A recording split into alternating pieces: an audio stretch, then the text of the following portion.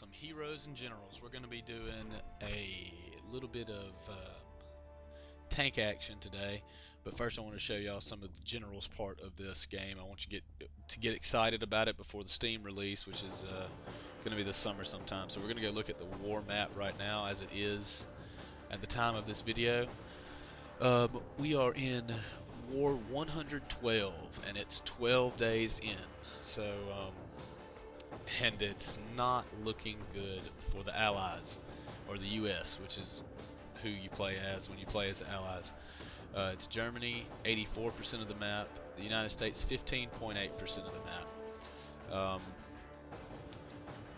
Germany is kicking butt, as you can see by all the red. They've got all of Europe, and they're starting to encroach into England. Let's see if I can get rid of this sound.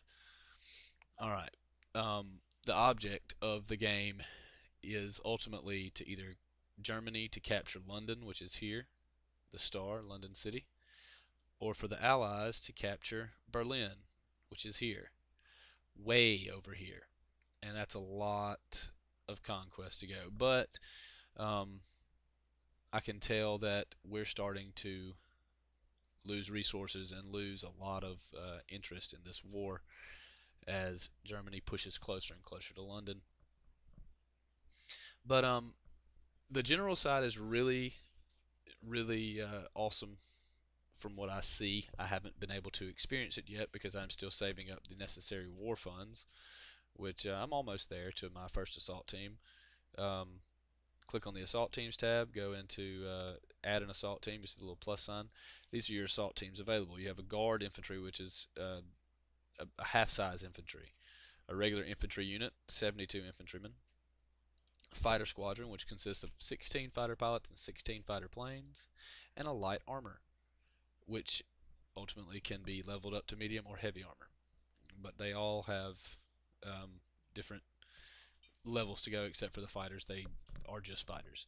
Infantry can be moved up to motorized infantry and then either paratroopers or mechanized infantry, and guard has a really diverse skill tree, which can go motorized guard, recon, motorized recon, mechanized recon, or anti-tank and motorized anti-tank. Now the guard infantry for the first, I think I read somewhere or heard somewhere that assault teams get more expensive the more you buy.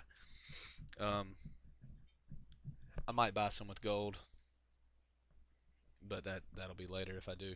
Right now I'm just going to try to save up necessary war funds, see how long that takes, get an idea of the free-to-play side completely. And I mean, everything in this game is free to play. You can do everything the pay-to-play guys can do. It may take longer, but you can do it. And so, and I don't say it's a pay-to-win, only because of the scale that this is played on.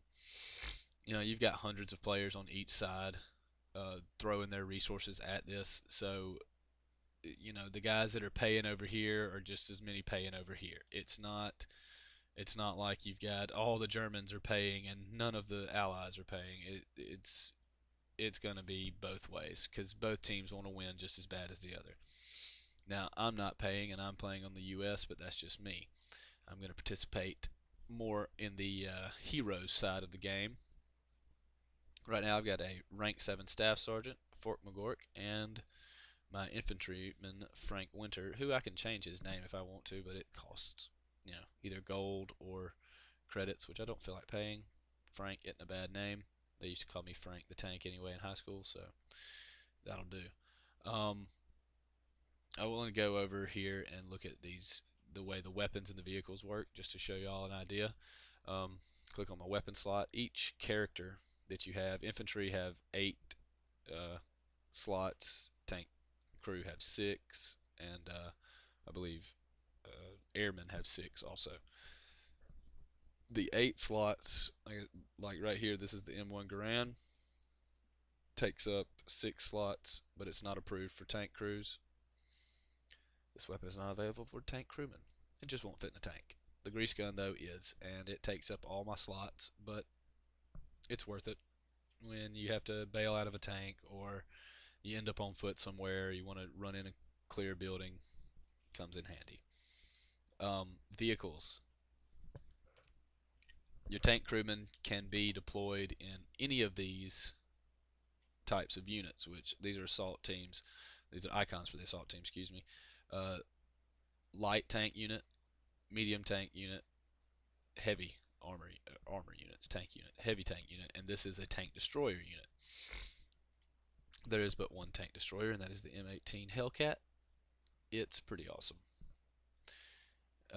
Like I said, anything you want, you can have with the right amount of money. Gold is the real money stuff.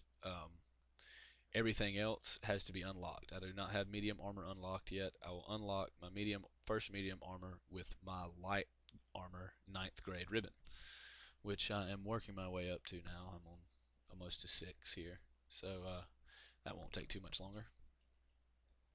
But like I said, with the right amount of money, you can do anything in a war, because we know wars are fought by men but won by pocketbooks. Um,